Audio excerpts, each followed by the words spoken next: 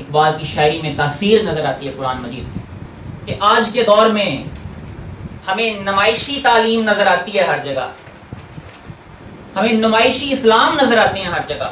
ان لوگوں نے، دو لوگوں نے، علامہ اقبال اور مولانا ظفر علی خان نے ریزسٹنس دی تھی برٹش کولونیلزم کے اگینسٹ۔ بادہ آسام نیا، بادہ نیا، تم بھی نئے، ہر میں کعبہ نیا، بت بھی نئے، تم بھی نئے، سارے ٹاپ لیول کی کرسیوں پہ ہمیں پتہ چلی دو فیملیوں کی ڈکٹیٹرشپ چل رہی ہے۔ مسلم استی سینہ راہ از آرزو آباد دار، ہر زماں پیش نظر لا یخلف المیعاد دار۔ جاگنے والے کسی بانگ درا سے دل ہو۔ بسم اللہ الرحمن الرحیم۔ سب سے پہلے شکریہ فکر اقبال فاؤنڈیشن کے پریزیڈنٹ خواجہ وحید صاحب، خالد محمود صاحب، ظفر علی فاؤنڈیشن، ظفر علی خان فاؤنڈیشن سے۔ تو آج ہمارا جو ہے کہ فکر اقبال فاؤنڈیشن کے تناظر میں قرآن اور صاحب قرآن، اور میں اپنی آج کل نیریٹو یہ بلڈ کرنا چاہتا ہوں کہ آج کے دور کے اندر ہم نے قرآن مجید اور علامہ اقبال نے جو اس نیریٹو کو لے کے چلے، اس کو آج کے دور میں کیسے اپلائی کرنا ہے، کیسے پروجیکٹ کرنا ہے۔ 1400 سال پہلے قرآن مجید اللہ تعالیٰ نے رسول پاک صلی اللہ علیہ وسلم پہ نازل کیا،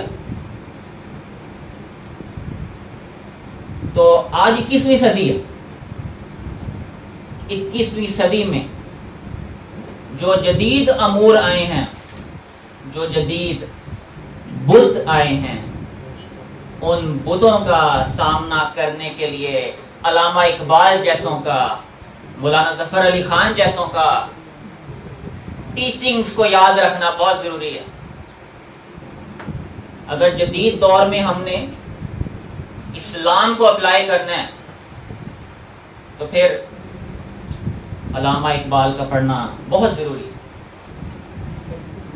انہوں نے بڑا خوبصورت بیان کیا کہ اقبال کی شاعری میں تاثیر نظر آتی ہے قرآن مجید کی، اور میں وہی آج کمپائل کر رہا تھا کہ کن کن جگہوں پہ قرآنی الفاظ باقاعدہ یوز کیے ہیں علامہ اقبال نے اپنی شاعری میں، اور اس لحاظ سے میں پروجیکٹ کرنا چاہوں گا، کیونکہ میرا اپنا بھی تعلق ایکیڈیمک انسٹیٹیوشن سے رہتا ہے،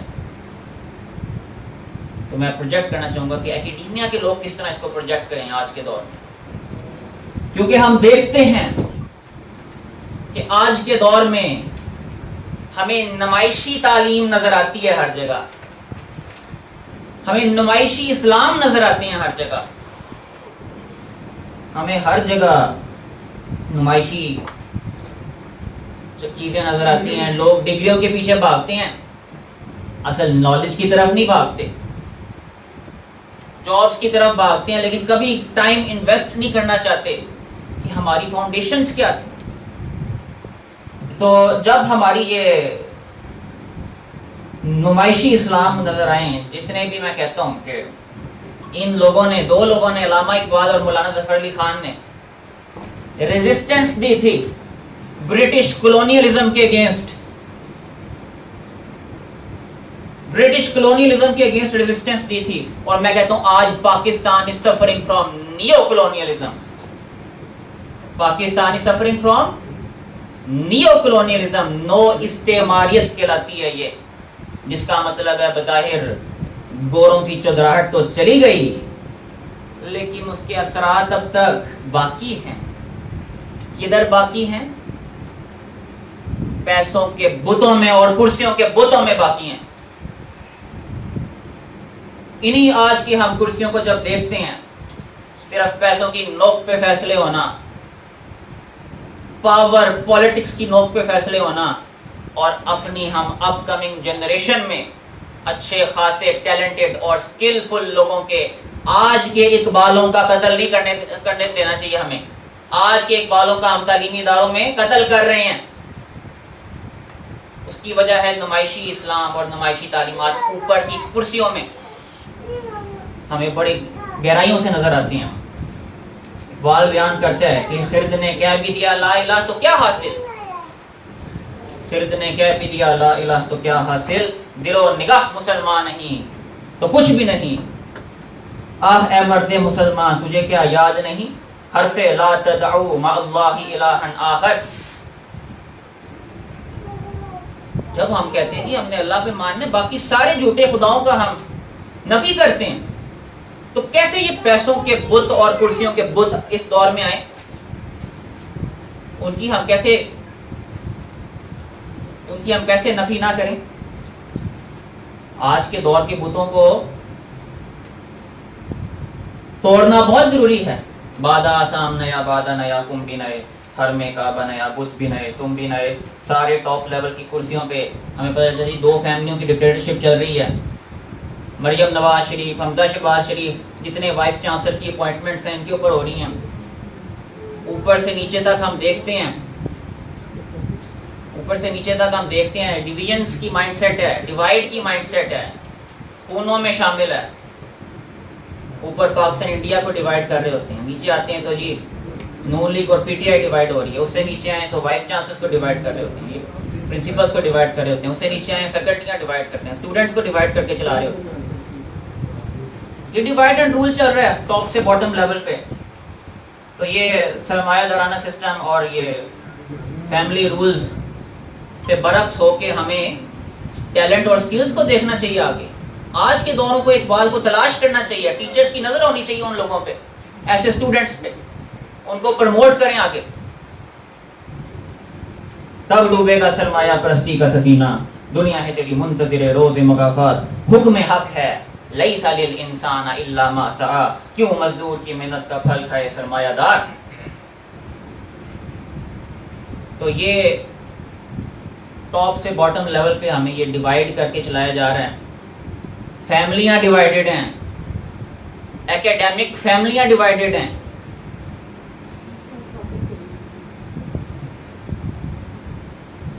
باتیں بڑی کرنے کو اور ہیں، میں آخری بات کر کے میں اس کو کمپلیٹ کرتا ہوں۔ لیکن علامہ اقبال اور مولانا ظفر علی خان انہوں نے برٹش کولونیلزم کے اگینسٹ ریزسٹنس دی تھی۔ آج اگر اس کے اثرات ہمیں اپنی کرسیوں میں نظر آئیں، ہمیں بھی ریزسٹنس دینا ہے۔ ہم انہی کا پیغام آگے لے کے چل رہے ہیں، ہم کوئی نئی بات نہیں کر رہے، ہم کوئی سسٹم کے خلاف نہیں، ہم ریپرزینٹیٹیو ہیں اصل سسٹم کے، کیونکہ اقبال کی لاج تو ہم رکھ رہے ہیں، اس کی آج اقبال ہوتے یہی بتاتے، یقین کریں یہی بتاتے۔ ایکیڈیمک جینیس تھے، ٹاپ لیول کا انٹلیکٹ تھا۔ آج اگر ہوتے، میں ایک واقعہ ہمیشہ شیئر کرتا ہوں، اپنی شکوہ جواب شکوہ کسی وی سی کے آگے لے کے آتے، وہ آگے سے کیا کہتے ہیں ان کو؟ ایک اسٹوڈنٹ نے بڑا اچھا جواب دیا، کہتا ہے کلرک کہتا ہے یہ کوئی کام ہے؟ آج یہ ہوتا، کیونکہ ٹاپ لیول پر جو مائنڈ سیٹ ہے نا کہ پیسے کی نوک پہ چلانا ہے، کرسی کی نوک پہ چلانا ہے، ایک نیچے کلرک بھی، ہمارا ایک ادارے میں کلرک بھی پیسوں کے اوپر کام کر رہا ہے، رشوتوں کے اوپر کام چلا رہی ہیں۔ تو یہ ہمیں ریزسٹنس دینا بہت ضروری ہے۔ تو بہت سی اور باتیں بتانے کو، جتنا مرضی دور چینج ہو جائے، یہ میں آخری بات بس بتاؤں، جتنا مرضی دور چینج ہو جائے، جو حق ہے وہ سچ ہے، جتنی مرضی اسٹیٹ مشینریاں آ جائیں، جتنا مرضی نیو کلونیلزم آ جائے، جو حق اور سچ ہے 1 انچ اپنی جگہ سے نہیں ہلتا۔ اقبال نے اسی کو بیان کیا کہ یہ لسان العصر کا پیغام ہے، ان وعد اللہ حق، یاد رکھ اگرچہ بت ہیں جماعت کی آستینوں میں، مجھے ہے حکم اذاں لا الہ الا اللہ، اور مسلم استی سینہ راہ از آرزو آباد دار، ہر زمان پیش نظر لا یخلف المیعاد دار۔ بہت شکریہ۔